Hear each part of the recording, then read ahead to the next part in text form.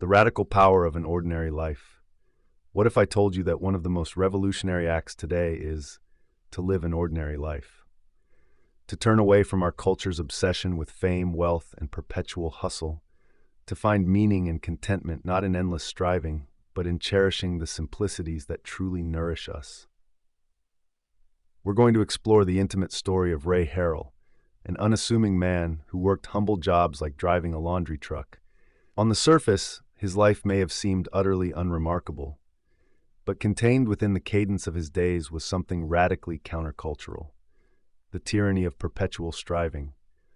Our culture constantly sells us the lie that we need to be pursuing more money, more status, more achievements.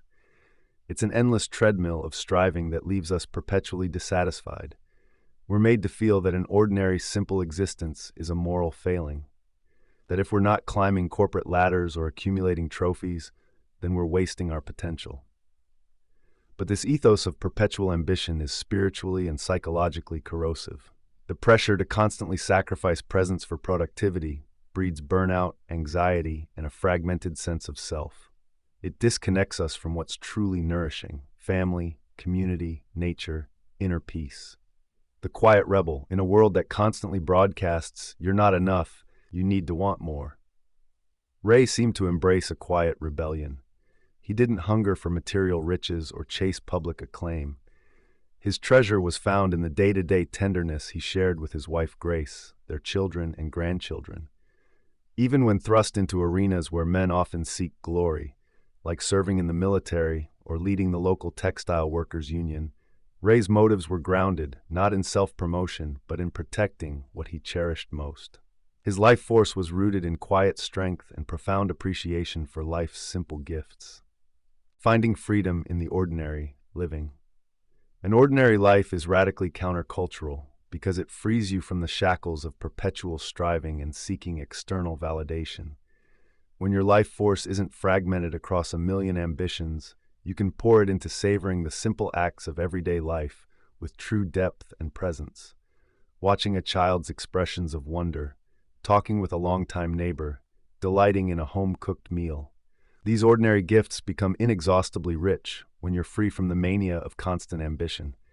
You stop viewing life as a series of checkpoints to march through, but rather a textured journey to absorb and appreciate. The beauty of the unshakable present. In Ray's later years, confined to a wheelchair, we see the fruit of this ordinary existence. Sure, there were no headlines or fame-stuffed accolades, but something far richer bloomed: a deep, unshakable presence. The kind that delights in calling out, "Hey there, pretty girl," to his wife, savoring that fleeting moment of tenderness.